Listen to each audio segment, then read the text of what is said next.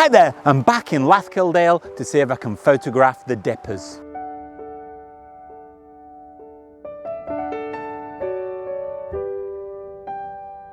You might have seen my video that I filmed last week when I came to Lathkill Dale before. Now then I came to take photographs of the landscape, and I did have quite nice conditions for that. I got some mist on this river here behind me and I got some really nice landscape shots. But I did actually see lots of really interesting wildlife and mainly lots of dippers, which I've come back today to film again. And as you can see behind me, I've got my long lens and I've brought a seat as well so I can just sit for as long as I need, but I know I'm going to get some shots of dippers today because before I even started filming this, I've seen a dipper and I've already got some video and I've got a few shots. Now they're not great, so hopefully as the morning progresses, I'll get some better shots, but I'm very confident I'll see some because I haven't even ventured further up the river where there's some really good spots for taking shots of the dippers. So join me in this video. I'm going to tell you some more facts about dippers, but I know that I'm really going to enjoy my photography.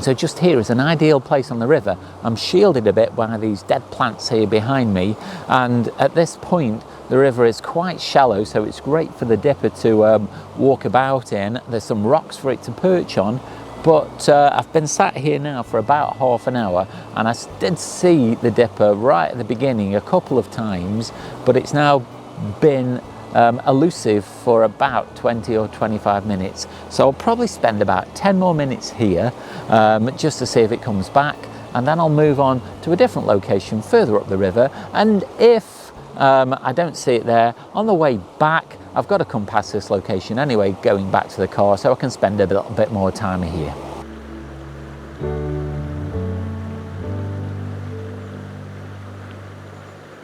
The dipper is a short, plump bird with a low, whirring flight, and when it's perching on a rock, it can sometimes be seen dipping up and down with a cocked tail.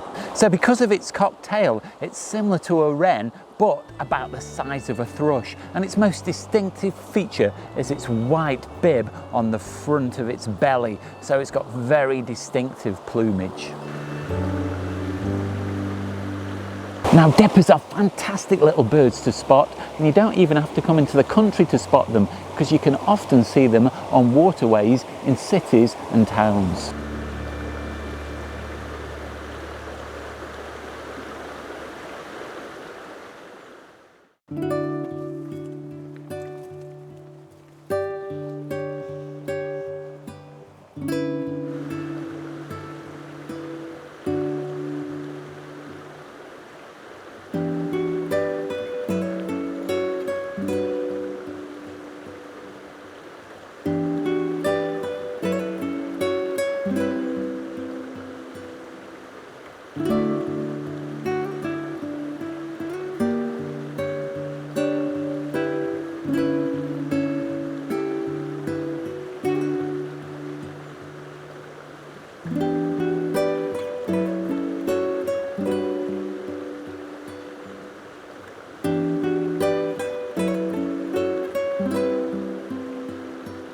I've moved a little bit further up the river, and if you've seen my last video, you'll know there's 12 weirs on this stretch that were put in to encourage trout to breed in these pools that have formed. But it's great for the dippers because there's loads of locations for them to go looking for their food and then come back out onto rocks and twigs and things that are in the water. And this is the location where I saw the dipper lots last week. Now, I have seen it about. While I've been waiting, I got some shots of it on a rock, and there's a coot that I've taken some footage and some stills of, and I've seen the little grebe again. So there's lots of wildlife about. I just really need the dipper to come back to this spot.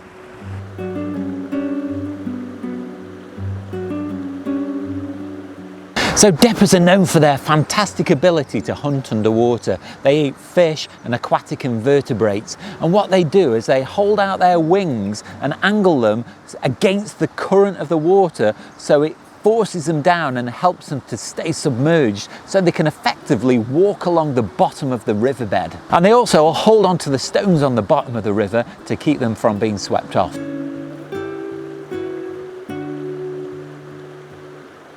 So it's pretty obvious why dippers get their name. They do bob up and down, especially when they're excited, and have been known to make up to 60 bobs a minute. Now, they used to be known as the water ousel, which is an old word for blackbird.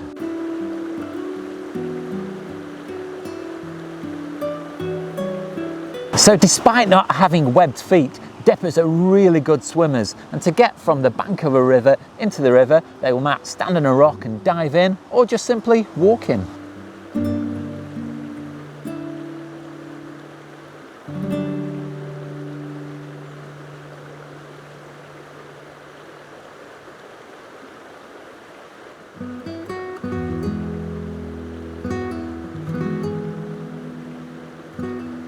So dippers have developed a large range of physical adaptations to make them suited to life on the water. Now, one of the things they've developed is strong wing muscles to help them push against the strong currents. Their blood also stores large amounts of oxygen that they can draw from when they're submerged underwater. Their eyes are adapted so they can see underwater, and they've even got specialized nose flaps that close to stop water rushing in when they're underwater.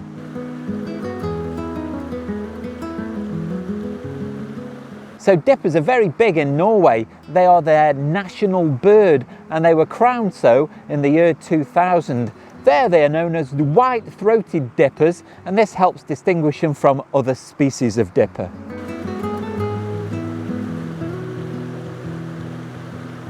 So dippers are quite common in the UK. They're somewhere between about 6,000 and nearly 19,000 breeding pairs.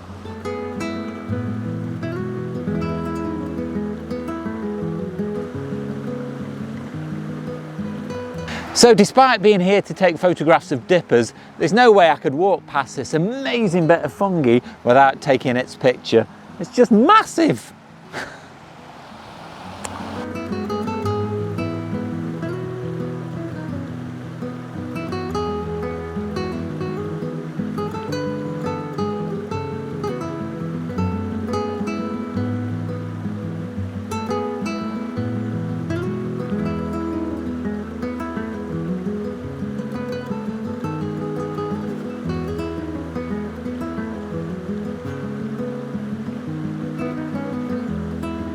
On the way back, I have stopped off at the original location, like I said I probably would. I have had a few more sightings of the dipper. There is a really tantalising rock out in the river that I would love for the dipper to land on, but unfortunately it hasn't. I have had a visit from a very friendly mallard that's been around the bottom of my tripod. Very tame, obviously maybe looking for food, maybe they're used to getting fed from all the people that visit this area. But it's now at that stage where you want to think, well, 5 more minutes, am I going to see something?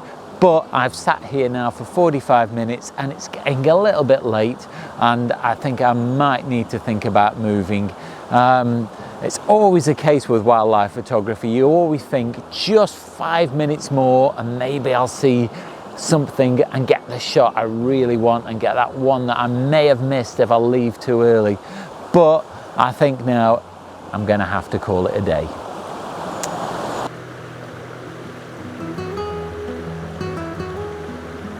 What I'll do now is I'll leave you with some of my favourite photographs from the morning.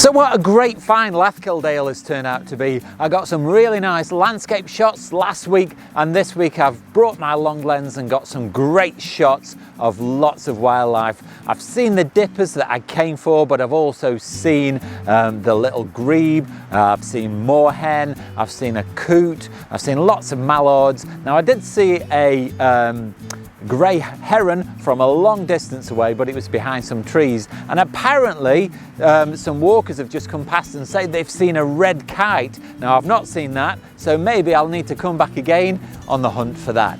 If you have enjoyed this video, do let me know down below in the comments, or nip over to my Vero account. That's at Darrell Oakden Photography. Leave me your comments there, and you can also see lots of my photographs. Now, if you like what I do on the channel and want to help support me to make future content like this, you can also visit my Teespring store. There I've got a range of merchandise on offer, and a purchase really helps me out. So go and check that out, and don't forget the super thanks button as well.